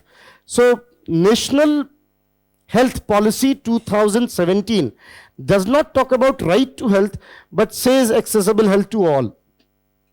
So this is an important development. In fact, we have one thing called Suman initiative, E-Sanjeevani's telemedicine facility. And then by 2025, India is going to be what is called free from tuberculosis. That is what TB Harega Bharat Jeetega is the caption for it by 2025. Again, tuberculosis, don't forget the dots. We have re-intensified it. That is called direct observatory treatment services for treatment of the tuberculosis. So we are working into these things. So a quick reference has been given. Ayushman Bharat, is an important initiative with two objectives. One is what is called health insurances, and second is developing health centers, health and wellness centers. So by and large, if you see, COVID vaccination program, COVIN, and all these kind of things. One thing I would like to add here, and listen to me for this very carefully, which I think could be important because it is first of its kind. For the first time, RBI has released a document that what is the status of 201 municipal corporation finance across the country. You know 74th Constitutional Amendment, 73rd, 74th Constitutional Amendment, which promotes local bodies and Panchayati Raj. If I take a special note of 74th Amendment, and if you read 243 X and Y of your Constitution, the Part 9 of the Constitution, that empowers municipal bodies to create their fund. There are some odd 18 items which has to be transferred to the municipal bodies and corporations, but yet not being transferred by the state. Now, you must be wondering, how come as a student of economics is knowing this? Because 15th Finance Commission has given a special chapter on it. And the title was Grant in Aid for Local Bodies. N.K. Singh, who headed 15th Finance Commission, was talking about it, that we need to empower our local bodies. And for that, special grants for health, education, etc. has been given to local bodies. The amount is not significant for you, but it is a decent one, almost close to 2 lakh crore rupees, along with the what is called revenue deficit grant. You might have heard there's one thing called post-devolution revenue deficit grant, which has been given to 17 states, and the amount is almost 2.83 lakh crore rupees. Now, I'm again saying data is not important for you. What is important is the idea. So across 201 cities, this number might be significant, because 201 cities we have municipal corporations, while other may have municipalities and councils. So municipal corporations, which are relatively bigger, they are fighting for the funds. Finance Commission has granted them the funds. But the worry is that state are channelizing the fund somewhere else. The fund has been given to them, but the states are channelizing this fund somewhere else. And that's why 15th Finance Commission has highlighted that we need to work upon it, and these municipal corporation has to be strengthened. Anyone from Pune or near Pune might be knowing there is one municipal corporation, Pimpri Chinchwad, doing wonderful work, because they could create their own. Lucknow has come with their own municipal bond. So now we are trying to promote these kind of things, that local self-governance should be promoted. Economic survey has highlighted that part, and look, we are continuously working upon that, how health infrastructure at district level, because districts may have their own specific requirements.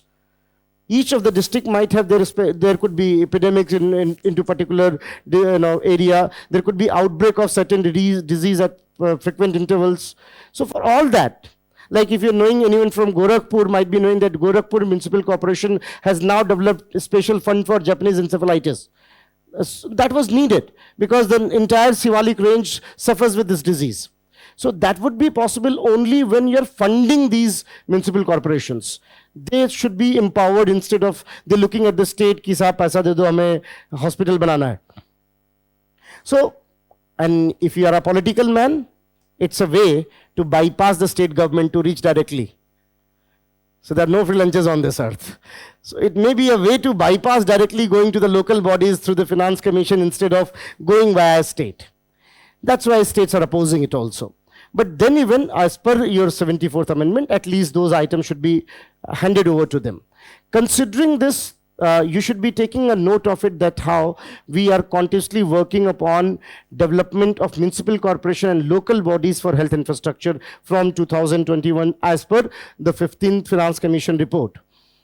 Then Ayushman Bharat is there, Poshan Abhiyan is there, Anemia Mukt Bharat strategy. In fact, this year budget has talked about it again. So take a note of it, that Anemia Mukt Bharat strategy is something which is our priority, because unfortunately, though on certain parameters like stunting, wasting, we are improving.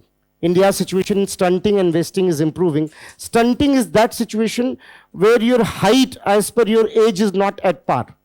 Wasting is that situation where your weight as per your height is not at par. In that, one problematic thing is there as per the Global Nutrition Report 2021-22, that India is facing problem in anemia. females are anemic, kids are suffering with anemia. So we need special attention on this, and that's why we are talking about this Anemia Mukt Bharat strategy. And then, even dialysis program has been, brought into this. I have known that stunting has been now capped, that the pricing of this, medical treatment should not be higher than a particular level. So these things are being done. Again, it's a routine development, but they have put at one place that these are the major schemes which are there for sake of health. Similarly, if you see that, in the rural healthcare system, how we are developing CHC, how primary health centers are there, sub-centers are there. Those who are not knowing, at the very village level, we may have sub-centers. Then we have what is called primary health centers. Then at block level, we have CHC. Then at district level, we have district hospitals. Then we have multi-speciality hospitals. I think the roof has come. All right. So this is how, this is how it works. Now, this is called the triangle of, please listen to me carefully. This is the triangle of the health, the standard triangle. Look at me again. Your sub-center should be more than PHC. PHC should be more than CHC. CHC should be more than district hospitals. District hospitals should be more than multi-speciality hospitals. But in our case, it is other way around. Multi-speciality hospitals are more, district hospitals are lesser, PHCs are even lesser. That's why PM Ayushman says we have to develop PHCs, primary health centers. And this is again the idea given by Abhijit Banerjee when he was talking about that where India's healthcare should go. He said pyramid has to be upright. It is inverted as of now. So considering all this, it is important and we are developing. So a record has been provided. Now, it is not significant from exam point of view. Why? Because here economic survey is probably answering. Academicians talking to academicians. Answering ki sir aap keh rahe ho aisa aisa hai, humne aisa aisa kiya hai. So we are improving what on your suggestions. So because obviously these people also refer to each other on whatever going on. So economic survey is trying to give a clarification to the world that we have taken a note of it and we are developing our PHCs at a faster pace. So sub-centers and PHCs has been developed, no doubt about it. In fact, good part is that as per National Family Health Survey 5, almost all indicators we are doing good. So household cover under health insurance has increased, total fertility rate has gone down. Now it is less than even 2.1, which is called replacement level fertility rate. So it's less than 1, that means India's population is now on declining trend. So that is there. Institutional birth, this is why, which I'm a bit surprised also. Institutional deliveries in India has increased to 88%. So our target was 80%. So we have done good here. That means institutional delivery is there now. We are providing necessary facilities.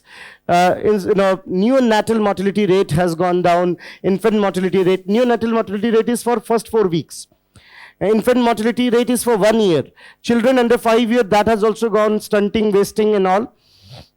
Underweight has gone down, but overweight has increased. That is something which is, this is called food swamp. Food swamp. Amar Sen used a term for it, please don't get angry, but he said this generation is now pizzatarian generation. I think Amar Sen should come to Karol Bagh. I would look to call them Maggitarian generation. So that's the new term. Not even Maggie. All right. It's fine. So now this is something which is important data, and please listen to me carefully. Maybe in mains, not in prelims, but as you know, the debate is on the anvil about the menstrual leaves. Why it was needed? Because it was also an attempt to create awareness regarding this. But Honorable Supreme Court had said it is not in our jurisdiction. Let the center decide it, whether it should be or not. And people are there on both the sides in favor and against. Probably I'm not the right person to comment here because it is in public domain, and let the people decide. But one thing which we have added as one of the parameters, that how many of adolescent girls and women out there are aware of the menstrual hygiene, particularly during the menstrual cycle. Why it is needed? Because unfortunately, in India, as per the Lancet report, out of 3, 1 girl is suffering with what is called hysterical symptoms, which is because they are unaware of the menstrual hygiene and the calcium iron intakes accordingly. I know that this is a bit unfortunate that in a country like India, we are a little shy to talk about it. This is where the problem is. In fact, I might have, this is something which we need to change into our curriculum also. Because, this is important. Why? Because, look, it concerns to the overall health of the society. Not only to the female, not only to the kids, even overall health of the society. So considering this, it is important that we should take care of the adolescent health, we should take care of the health of the pregnant women, and even lactating mothers. Because India is also not doing that good in that parameter, and the health of the lactating mothers. So considering all these, we are working on these things, and the good part is that even that's why we have gone a special scheme for lactating mothers. We are providing, and the worst part is that people are not aware of it. I was really surprised and feeling ashamed, and I mean it when I'm saying ashamed, that in the gender budgeting we came across that there are airports where you have a smoking room but don't have room for lactating mothers. That proves that how our priorities are set. You have smoking rooms, but not a separate place for respectfully lactating of the mother. That clearly indicates that we need to work upon a few things. We need to work upon a few things, and not only that, even when these things happen, let's say hysteria and all that, you don't understand it is about the health of the lady. You may think that something, bad eyes and those kind of bitches broom and all that you're doing. So we need to create awareness about it, and that may come with the curriculum. And not only males and females only, even males should be aware of it. Because, the problem in India's gender empowerment, one of the greatest impediment in the gender empowerment in India is, and I'm sure you will be surprised to know this, as per the United Nations, the greatest impediment in the gender empowerment in India is voyeurism, ghurna jisko bolte hai. That's why I said, because that creates a kind of insecurity, and that makes a vicious trap that they are not going to the schools. You might have read the story from Punjab now, that how it was difficult for those girls to go to school. Finally, district magistrate stepped in, bus was started, and now that girl has got the first graduate and doing the job. It's unfortunate. We live in a different kind of scenario then. And please, when I'm saying India, I'm not talking about Connaught Place, I'm not talking about South Delhi, I'm not talking about Hauskas Village. That's not India. If you're thinking things are different here, it's not. Yeah, and that's why I often say one line, I don't know who said it, but that's a very significant line to understand the problem in perhaps in one line, that dil ki jahaniyat ko saaf rakhiye janab, ladkiyan bhi hasa bola karti hain. Don't read too much into it. Don't create these kind of challenges. But we are. And that leads to a vicious trap for females, including this. Menstrual cycle is not, no sky has fallen. I'm talking about it from past 5 minutes. Why you think that, it's something which runs more in head than actually there. It's a simple biological process. With all dignity and respect, it should be. And that's why still that data is not up to the mark. Though increase, that's a good thing. Increase, but people should be aware of it. Families should be aware of it. So good news is that it is increasing, but women in this particular age group, 15 to 24, they should be a little more aware, and even family members should be a little more respectful to these kind of things. So that's how we got, and there's one thing called D. Look at this, total health expenditure. D is the report that how much of expenditure is going on in health. D consists of 3 major things. How much money government is giving in health, how much money people are spending from themselves. That is called out-of-pocket expenditure. So in health, how much you're spending from yourself, how much government is giving, how much is coming from insurance and other agencies. The good part is that out-of-pocket expenditure has gone down in India. That means insurance are doing, and Pradhan Mantri Jan Arogya is working. In fact, health insurances have also increased in India. But still, we have some odd 40% middle class which is not having the health coverage. This is the report of Niti Aayog, which is called Missing Middle. Missing Middle is a report of Niti Aayog telling us some odd 40% middle class which belongs to informal sector is not having health insurance. And we have universal immunization, E-Sanjeevani, Ayushman Bharat, I've already talked about it. Even National Deworming Day, which is observed twice in a year, to make sure that our kids are dewormed, and then National COVID Vaccination Program, we all are aware of it, what is called COVID. And if you see that here we are talking about what is there in Atmanirbhar Bharat, how we are working upon creating PHCs and these kind of facilities. Even we have one thing called Ayushman Digital Mission. And we have what now a complete digital ecosystem for health. Everyone is going to have an ID card, health ID card. We are going to have complete database. So that's why, not a surprise, in the prelims last year you got National Digital Health Mission. That's why I'm saying this year it's PM Shri. You know, it has rationale for it. So this is how we got when we talk about this Atmanirbhar, and then we get dedicated COVID structure. COVID, you know already, this is something which they have provided also, that why insurances are very important for India. Insurance is one of the underrated thing. I often say one of the biggest achievement of insurance is that it provides you confidence, a safety, sense of safety. And that is why we call it saving for the rainy days, as you call it now, saving for the rainy days. So they had given a complete list of it, but nothing new is there. It's a routine one. Pradhan Mantri Vaya Vandan Yojana, which is for elderlies. Then Pradhan Mantri Jeevan Jyoti Bima Yojana. Then we have Pradhan Mantri Suraksha Bima, Pradhan Mantri Shram Yogi, particularly for e-Shram portal you might be aware of. E-Shram portal have how many digits? This is a key point, because e-Shram portal got significant jump, 12-digit ID. Don't get confused. It's a 12-digit ID number, and now e-Shram portal is one of the major source to get the labor force, and we are connecting it with what is called National Career Plan, and this way we are creating job opportunities in the neighborhood. And then, aspiring rural economies are there. You can see that. Now, this is where in a nutshell, they have said what we are doing. Look at it. Affordable quality healthcare. We are having what is called Ayushman Bharat Digital, these kind of initiatives. All-weather roads. We have 7.2 lakh kilometer road under Pradhan Mantri Gram Sadak Yojana. Pradhan Mantri Gram Sadak Yojana is something which is there. So, if you see that, by the way, any idea how much of the total roads we have?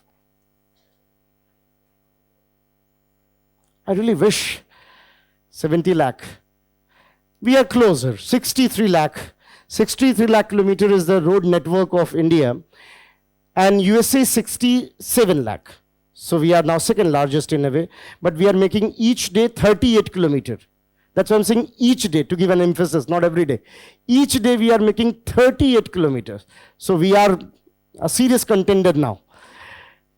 So this way if you see, and railway, any idea? How many kilometers? 68,000 kilometers. So look again, when it comes to all-weather roads are very important. Very important, not only for connectivity, but for the standards of life as well.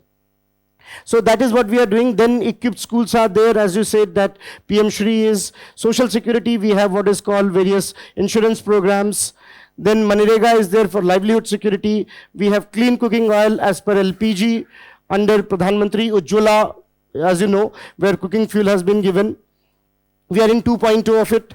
So Pradhan Mantri Ujjwala Yojana, we are in 2.0.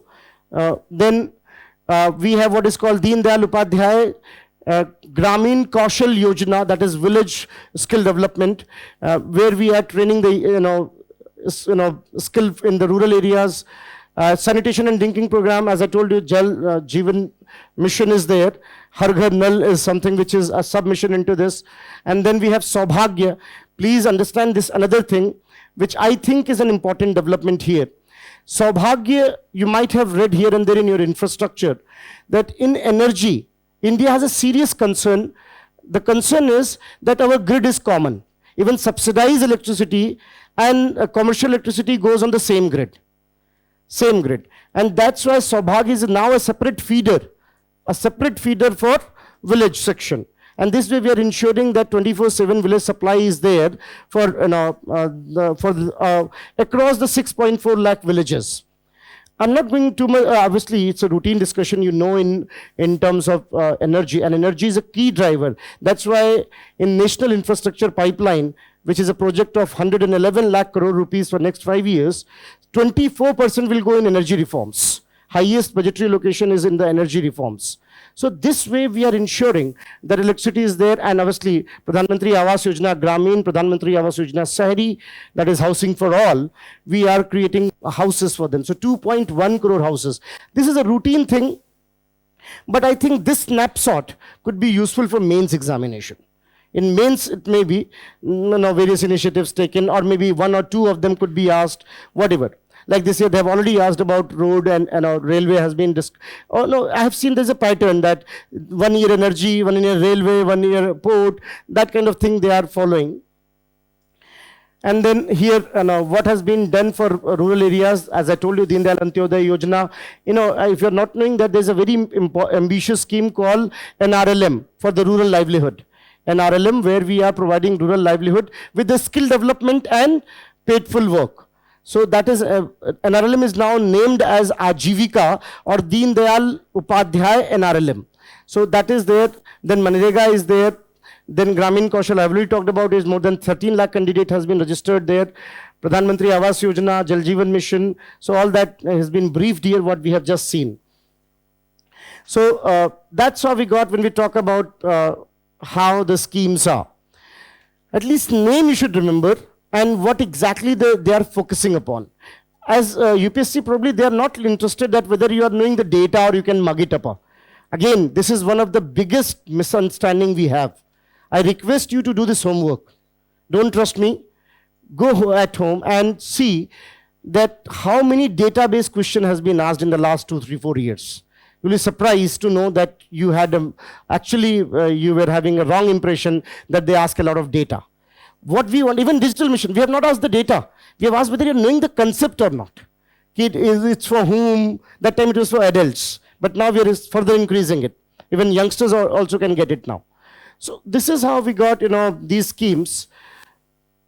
So Saubhagya now is Pradhan Mantri Sahaj Bijli Har Ghar Yojana is for separate rural feeder, and we have achieved the target by 2022. Gram Jyoti Yojana is for village electrification.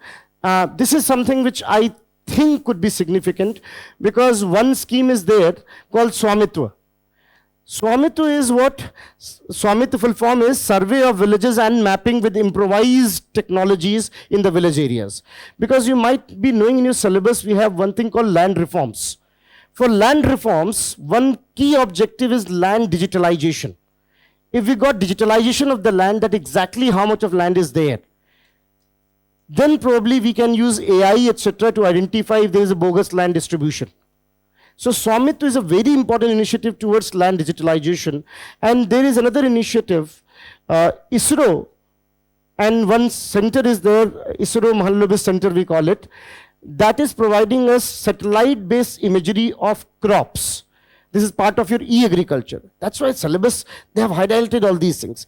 E-agriculture, we have one thing called Fasal, which provides us forecasting, which is satellite-based, that what is going to be weather and what kind of things. Like if you see that we got this westerly disturbance warning well in time. And I'm sure I really feel bad about this rain though. I know in the summers you will be enjoying pakoda khane ka time aa gaya. But but the fact is that for villages it's very detrimental, because their wheat, which is a rabi crop, might be adversely impacted if not reached to the warehouse. So we have these kind of productions now, and that's even more required. So considering all this, Swamitwa is also a very important development, which is providing them the land holding records and such things. That's how we got, a nutshell that what is the chapter is. So chapter has said, again, if I have to cut it short, though I am not right person to call it cut it short, so the entire thing, I hope let's have a quick recap. What I discussed, first I said why this chapter is significant, what is social infrastructure. Then I told you that how the continuous social expenditure has increased. Then I told you that how HDI is proving that globally we all are falling. And that's why, if you allow me to use metaphors, I could say that India is the shining shirt in the laundry, the dirtier laundry, where everything is bad. At least we are not that bad. But I'm not taking shelter of it. I'm not taking a shelter of it. I'm saying this is the situation out there. Then I told you how multidimensional poverty index 16.4 we are. That means overall situation is good. We talked about what is the situation in labor, what is the report of periodical labor force survey, and all parameters we are doing good. What is the supply side thing telling us as per annual survey of industries, clearly indicating that we are doing good. Food processing is something which is the winner of the story. Then I told you that how we got in terms of what you can say overall situation in education, then what is there in terms of health, and what is there in terms of rural landscape, and we had taken total snapshot that what is the situation in terms of quality of life. Not here, but maybe in mains one more document could be significant for you, which has been given the original document. They had given one very good infographics, again in this hub and spoke model, which is called digital infrastructure in various sectors. So that you also can take a note if you're writing somewhere, that digital infrastructure from original document of economic survey, that you should look into, that what are various dimensions which are definitely, like e-Sanjeevani is there, look in terms of various things now, portals are there, and even from messaging to farmers to what not. So DD Kisan, SMS services, everything is there in various sectors to make sure that we are having digital infrastructure to ensure what is called good governance. So this was in a nutshell the chapter.